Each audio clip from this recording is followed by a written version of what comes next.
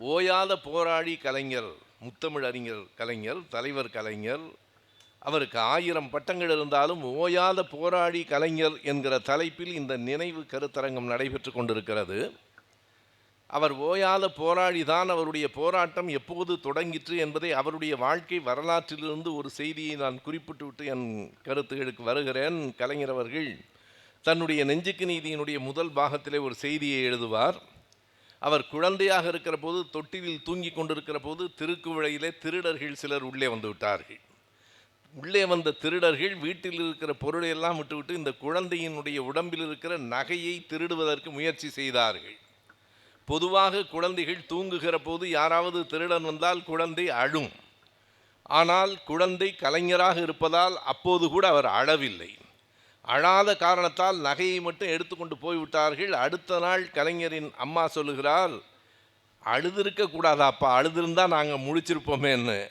அன்றைக்கு அழவில்லை, என்றைக்கும் அழவில்லை. அவர்தான் கலைஞர்.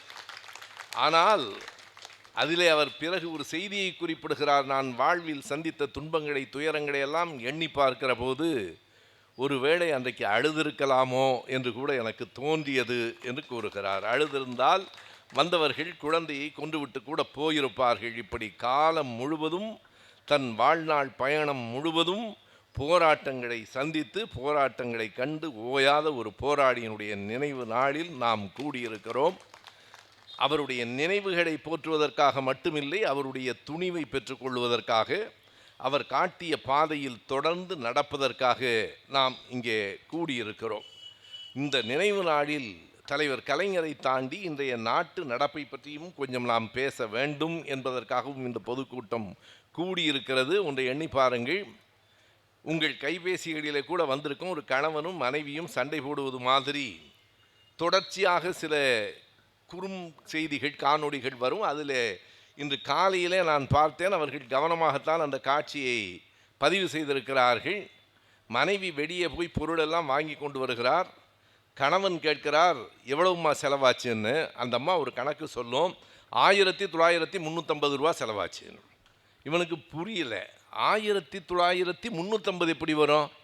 அந்த அம்மா, நான் சரியாக தான் கணக்கு சொல்கிறேன், நான் கையில் வச்சிருக்கிற சேலை 1000, சரி. இந்த வீட்டுக்கு வேண்டிய மளிகை ஜாமான்லாம் வாங்கினேன் 900, சரி. இந்த காய்கறி பழமெல்லாம் 350, ஆக மொத்தம் 1350. அவனுக்கு புரிந்த மாதிரியும் இருக்கிறது, புரியாத மாதிரியும் இருக்கிறது. எனக்கு புரிந்தது, அந்த மனைவி சட்டமன்ற உரையாடல்களை தொடர்ந்து கேட்கிறார் போல இருக்கிறது என்று புரிந்தது. நம்முடைய நிதி அமைச்சரே அப்படித்தான் கணக்கு சொல்லுவார், எவனுக்கும் புரியாது. 1950 புரிந்தவர்களுக்குத்தான் நிதியமைச்சர் மரிய வில்சனுடைய உச்சரிப்பும் நமக்கு புரியும். நண்பர்களே, நேற்றைக்கு முன்தினம் சட்டமன்றத்தில் நடந்த ஒரு நிகழ்வை நான் நினைவுபடுத்துகிறேன், நீங்களும் பார்த்திருப்பீர்கள். நாங்கள் ஆட்சிக்கு வந்த 3 மாதத்தில் எவ்வளவு கோடி? 15,000 கோடியை சேர்த்து விட்டோம் என்று அவர் சொன்னார். 15,000 கோடியை 3 மாதத்தில் எப்படி சேர்க்க முடியும்? நம்முடைய முன்னாள் நிதியமைச்சர், நம்முடைய தங்கம் தென்னரசு அவர்கள் எழுந்து ஒரு சின்ன கேள்வி தான் கேட்டார். 15,000 கோடி எந்தெந்த அடிப்படையிலே வரவு வந்திருக்கிறது என்று சட்டமன்றத்திலே சொல்ல முடியுமான்னு. அதற்கு நிதியமைச்சர் விளக்கம் சொன்னார், பத்திரப்பதிவு துறையிலே இருந்து ஒரு 5,000 கோடி வரக்கூடும், ஆயத்தீர்வையிலிருந்து 1,500 கோடி வரக்கூடும். ஆக அப்போ இதுவரைக்கும் வரலையான்னு கேட்டார். இல்லை, ஒரு எதிர்பார்ப்பு தான், எக்ஸ்பெக்டேஷன். கணக்கு பாருங்க, 15,000 கோடி வரக்கூடும் என்று கணக்கு சொல்லுவதற்கு ஒரு நிதியமைச்சர் நம்முடைய சட்டமன்றத்திலே இருக்கிறார். ஆனால் கேட்ட சில சரியான கேள்விகளுக்கு விடை இல்லை. நம்முடைய சட்டமன்றத்தினுடைய எதிர்க்கட்சி தலைவர் உதயநிதி அவர்கள் ஒரு செய்தியை மிக அழுத்தமாக கேட்டார். நான் சொல்லுவதெல்லாம் புதன்கிழமை நடந்த செய்தியை சொல்லுகிறேன். புதன்கிழமை நடந்த அந்த செய்திக்கு, கவன ஈர்ப்பு தீர்மானத்துக்கு அவைத் தலைவர் திங்கட்கிழமை பேசலாம் என்றார். அப்போது நான் அறிவாலயத்தில் தலைவரோடு தான் இருந்தேன். என்ன இன்றைக்கு கேள்வி கேட்டால் திங்கட்கிழமை என்று சொல்லுகிறாரே என்று. தலைவர் தான் சொன்னார், இல்லை, வியாழன் வெள்ளி சனி ஞாயிறு விடுமுறை அவர்களுக்கு, எனவே திங்கட்கிழமை சொல்லுகிறார் என்று தலைவர் தான் அதற்கு விடை சொன்னார். என்ன கேள்வி என்றால், நீங்கள் அறிவீர்கள், கோவையிலே அமுதன் என்று ஒரு கல்லூரி மாணவன் கொலை செய்யப்பட்டிருக்கிறான். கோவையிலே இருந்து பொள்ளாச்சி போகிற பாதையிலே இருக்கிற ஒரு தனியார் கல்லூரியில் 3ஆம் ஆண்டு பொறியியல் படிக்கிற அமுதன் என்கிற இளைஞன் 20 மாணவர்கள் அல்லது 20 இளைஞர்களால் அடித்தே கொல்லப்பட்டிருக்கிறான். அதில் என்னவெல்லாம் குற்றம் நடந்தது? அந்த பிள்ளையினுடைய அமுதனினுடைய அம்மா சொல்லுகிறார், எங்களுக்கு தகவல் எப்படி வந்ததென்றால் அவன் மருந்து சாப்பிட்டு இறந்து போய்விட்டான், தற்கொலை செய்து கொண்டான் என்று வந்தது. நாங்கள் வந்து பார்த்தால் உடம்பெல்லாம் காயம், ரத்தம். மருந்து சாப்பிட்டு இறந்து போனால் எப்படி இத்தனை காயம் வரும்?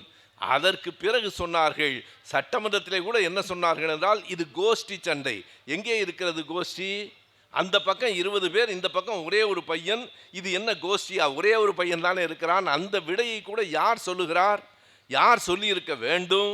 இது காவல்துறையை பற்றிய ஒரு கொலை பற்றிய கேள்வி என்று சொன்னால் அதற்கு பொறுப்பாக இருக்கிற முதலமைச்சர் தானே சொல்ல வேண்டும். பள்ளிக்கல்வித்துறை அமைச்சர் எழுந்து சொல்லுகிறார். நமக்கு தெரியாது, காவல்துறை பள்ளிக்கல்வித்துறைக்குள்ளே வரும் என்று எனக்கு இப்போதுதான் தெரிகிறது. பள்ளிக்கல்வித்துறை அமைச்சர் எழுந்து அதற்கு விடை சொல்லுகிறார், இது கோஷ்டி சண்டை, இதெல்லாம் தனிப்பட்ட முறையில் நடக்கிற குற்றம். நம்முடைய எதிர்க்கட்சி தலைவர் உதயநிதி அவர்கள் மிகச் சரியாக சொன்னார், அங்கே போதை மருந்து நடமாடுகிறது என்கிற தகவலை இந்த பிள்ளை அமுதன் சொல்லியிருக்கிறான்.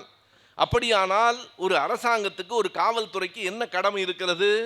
ஒரு தகவல் காவல் நிலையத்துக்கு வருமானால் அதை காப்பாற்ற வேண்டியதுதான் முதல் கடமை. யாரிடமிருந்து இதை பெற்றோம், இந்த செய்தியை எங்கே இருந்து பெற்றோம் என்று எந்த காவல் நிலையத்திலையும் சொல்ல மாட்டார்கள். நீங்கள் நினைத்து பாருங்கள், இங்கே ஒரு வீட்டிலே திருட்டு நடக்கிறது, அந்த பாதையிலே போகிற ஒருவன் அதை பார்த்து விட்டான், அவன் காவல் நிலையத்தில் போய் சொல்லுகிறான் என்றால், திருடனை கைது செய்த உடனே இதோ இருக்கிறானே இவன் தான்ப்பா, நீ சொன்ன அந்த வீட்டை உடைச்சேன்னு சொல்லி கொடுத்தவன் இவன் தான் என்று எந்த காவல்துறையாவது சொல்லுமா? தனிப்பட்ட முறையில் நடந்திருந்தால் அது வேறு. ஆனால் முழுக்க முழுக்க காவல்துறைக்கு போன செய்தி கசிந்து வெளியே வந்திருக்கிறது என்றால் இதற்கு அரசாங்கம் பொறுப்பெடுத்துக் கொள்ள வேண்டும் என்றுதான் கவன ஈர்ப்பு தீர்மானத்தை சட்டமன்ற எதிர்க்கட்சி தலைவர் கொண்டு வந்திருக்கிறார். இன்றைக்கு கொடியேற்றுகிற ஒரு கொண்டாட்டத்தில் இருக்கிறார்கள், இருக்கட்டும். ஆனால் அவர்களுக்கு அது கூட ஒன்று தெரிய வேண்டும். இங்கே பேசுகிற போது நண்பர்களெல்லாம் எடுத்து சொன்னார்கள், இன்றைக்கு கொடியேற்றுகிறார் முதலமைச்சர் என்றால் அந்த உரிமை அப்படி ஒன்றும் எளிதாக வந்துவிடவில்லை. யார் எழுப்பினார்கள்? தலைவர் தன்னுடைய வரலாற்றிலேயே அதை குறிப்பிடுகிறார். 74 அந்த உரிமை இந்தியாவில் இருக்கிற எல்லா மாநில முதலமைச்சர்களுக்கும் வந்தது, நமக்கு மட்டும் அல்ல. ஆனால் கலைஞர் எழுதுகிறார், இதை நான் முதலாக 1969 சொன்னேன். 69 பிப்ரவரியிலே அறிஞர் அண்ணா அவர்கள் இறந்ததற்கு பிறகு அன்றைக்கு முதலமைச்சராக பொறுப்பேற்ற தலைவர் கலைஞர் சொல்லுகிறார், நான் 69 அதுதான் முதல் முறையாக அவர் முதலமைச்சராக இருக்கிறார். அவர் ஒரு கேள்வியை கேட்கிறார், நீங்கள் குடியரசு நாளுக்கு அங்கே குடியரசுத் தலைவர் கொடியேற்றுகிறார், மாநிலங்களிலே ஆளுநர்கள் ஏற்றுகிறார்கள் என்றால் விடுதலை நாடுக்கு மாநில முதலமைச்சர் தானே கொடியேற்ற வேண்டும். அது வெறும் கொடியேற்றுகிற வேலை அல்ல, அது ஒரு மாநிலத்துக்கான ஒரு அங்கீகாரம், ஒரு உரிமை. அது வேண்டுமா இல்லையா என்று 69 நான் முதலாக கேட்டேன். தொடர்ந்து கடிதங்கள் எழுதினேன், டில்லிக்கும் போனேன். நீங்கள் புரிந்து கொள்ளுங்கள், எந்த ஒன்றும் எளிதாக வந்துவிடால். இந்த உரிமையை பெறுவதற்கு கலைஞர் 5 ஆண்டு காலம் போராடினார், ஓயாமல் போராடினார். அதனுடைய பயன் கருப்பு கோட்டு போட்டவர்கள் இன்றைக்கு கொடியேற்றினார்கள் என்றார்கள். நீங்கள் கருப்பை குறைவாக சொல்லாதீர்கள். நான் ஒரு முறை சட்டமன்றத்துக்கு போன போது என்னை உள்ளே விட மறுத்து விட்டார்கள். நம்முடைய தலைவர் அவர்கள் முதலமைச்சராக இருக்கிற நேரத்தில் சட்டமன்றத்தை பார்ப்பதற்காக போனேன். இல்லை, உங்களை விட முடியாதுன்னா ஏன்னு கேட்டேன். கருப்பு சட்டை போட்டிருக்கிறீங்க. ஐயா, எங்கள் தலைவரே கருப்பு சட்டைக்காரர் தான் ஐயா, மஞ்சள் துண்டை போட்டிருக்கிறாரே தவிர அதற்குள் இருப்பது கருப்பு தான் என்றேன். விடவில்லை. பிறகு விடுதலை சிறுத்தைகளினுடைய உறுப்பினராக இருந்த ரவிக்குமார் அவர்கள் அவர் வந்து சொன்னார், இவர் அரசியல் இருக்காருங்க என்று சொல்லி கருப்பு சட்டை போட்டதற்கு, உள்ளே போவதற்கு சட்டமன்றத்துக்குள் கருப்பு சட்டையை கழற்றி எதிர்ப்பை தெரிவித்து விடுவார்கள் என்று ஒரு அச்சம். ஆனால் நமக்கு மகிழ்ச்சி தான், முதலமைச்சர் பெயரை மாற்றினாலும் கருப்போடு தான் உள்ளே உட்கார்ந்திருக்கிறார். பேசுவதில்லை என்பதை தவிர எதுவும் பேசுவதில்லை, யாரோடும் அது ஒரு பெரிய கலை. அப்படி இருக்க முடியாது. நீங்கள் வீட்டில் போய் ஒரு அரை மணி நேரம் பேசாமல் இருந்து பாருங்க, எது நடந்தாலும் அப்படியே உட்கார்ந்திருக்கிறது, அசையாமல் உட்கார்ந்திருக்கிறது. இதற்கல்ல, இதற்கு என்ன சொல்லுகிறார்கள் என்றால், கேட்டால் காமராஜர் பேசுகிறாரா, கேட்டால் மோடி பேசுகிறாரா, நண்பர்களே, மௌன விரதம் இருக்கிற போது காந்தியார் கூட பேசவில்லை. அதற்கு என்ன செய்வது? அதற்காக நீங்கள் காலம் முழுவதும் மௌன விரதமா? நீங்கள் முதலமைச்சராக நான் ஒரு கூட்டத்திலே கூட சொன்னேன், மோடி பேசவில்லை என்றால் அதற்கு ஆணவம் காரணம், விஜய் பேசவில்லை என்றால் அதற்கு அறியாமை காரணம் என்பதை ஒப்புக்கொள்ளுங்கள். வேறொன்றுமல்ல. என்ன கேள்வி கேட்பானோ, எதையாவது கேட்டு என்ன பதில் சொல்லுவதோ என்று பேசாமலேயே ஒரு சட்டமன்றத்துக்குள் அமர்ந்திருக்கிற ஒரு முதலமைச்சருக்கு ஒன்று தெரிய வேண்டும். நீங்கள் தொட்டு ஏற்றினீர்களே கொடி, இன்றைக்கு விடுதலை நாடில் இந்திய தேசிய கொடியை ஒரு முதலமைச்சர் ஏற்றுகிறார் என்று, அதை ஏற்றுவதற்கு அந்த உரிமையை பெற்று தந்தவர் எங்கள் தலைவர் கலைஞர் என்பதை புரிந்து கொள்ளுங்கள். அப்படி கொடி ஏற்றுவதனாலேயே நமக்கு எல்லா உரிமைகளும் வந்துவிடப் போவதில்லை. ஆனால் ஒரு மாநிலம் முதலமைச்சருக்கு அந்த உரிமையாவது வேண்டாமா? தமிழ்நாட்டிலே தான் ஒரே ஒரு முறை குடியரசு நாளுக்கும் முதலமைச்சர் கொடியேற்றினார். அது உங்களில் பலருக்கு நினைவிருக்கலாம். பொதுவாக குடியரசு நாளுக்கு ஆளுநர் தான் கொடியேற்றுவார். ஆனால் 2017ஆம் ஆண்டு ஆளுநர், நமக்கும் ஆளுநர், மராத்தியத்துக்கும் ஆளுநர், மகாராஷ்டிராவுக்கும். எனவே அவர் அங்கே போய்விட்டார். அப்போது முதலமைச்சராக இருந்த 2017 ஜனவரி 26 முதலமைச்சராக இருந்த ஓபிஎஸ் அவர்கள் தமிழ்நாட்டிலே கொடியேற்றினார். இப்போது அவரும் நம்மோடு தான் இருக்கிறார். எனவே நண்பர்களே, ஓபிஎஸ் அவர்கள் முதலமைச்சராக இருந்தபோது கூட அவ்வளவு பேசவில்லை. இப்போதுதான் சட்டமன்றத்தில் மிகச் சரியாக பல செய்திகளை எடுத்து பேசுகிறார். வேறொன்றும் இல்லை. வரவேண்டிய இடத்துக்கு வந்தால் பேச வேண்டியதை நாம் பேசி விடுவோம். எளிதானது. இந்த மேடையில் பேசுகிற மாதிரி நீங்கள் எண்ணி பாருங்கள். திமுக தான் தொடர்ந்து பொதுக்கூட்டம் நடத்தி கொண்டிருக்கிறது. ஆளுங்கட்சியான தாவேகா ஏன் பொதுக்கூட்டம் நடத்தவில்லை? அவர்களுக்கு அந்த வேலையெல்லாம் தெரியாது.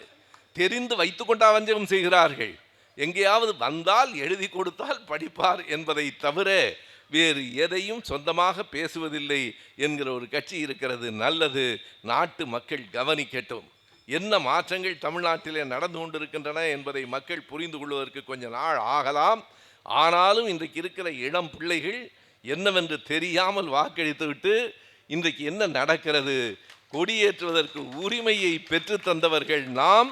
கொடியேற்று விழாவில் யாரெல்லாம் சிறப்பு விருந்தினர்கள் என்பதை நாடு கவனித்து கொண்டிருக்கிறது. நண்பர்களே, நான் அதற்கு மேல் பேசினால் மாலை இரவே வழக்கு போட்டு விடுவார்கள். முதலமைச்சரை பற்றி பேசலாம், அரசாங்கத்தை பற்றி பேசலாம், ஒருவரை பற்றி மட்டும் பேசவே கூடாது. அவரை பற்றி மட்டும் பேசினார். நான் யார் என்று சொல்லவில்லை. நீங்கள் கைதட்டி என்னை வம்பிலே மாட்டி விடுகிறீர்கள்.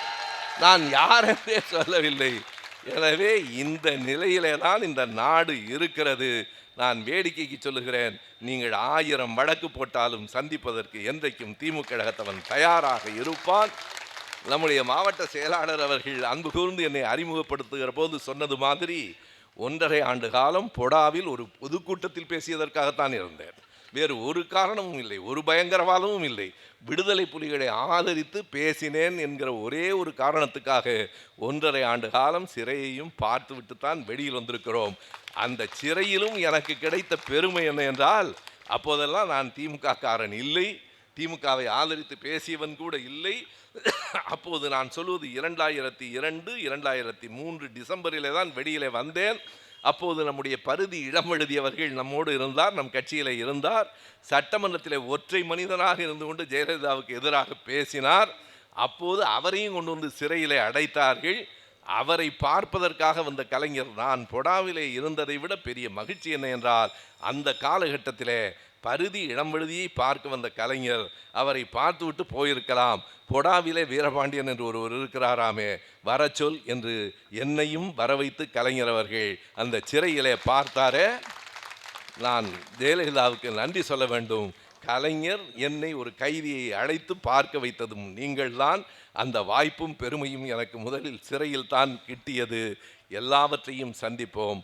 நம்முடைய மாவட்ட செயலாளர் அவர்கள் சொன்னது போல, வீழ்வோம் என நினைத்தாயா என்கிற கேள்வியை முன்வைத்து விடைபெறுகிறேன். நன்றி, வணக்கம்.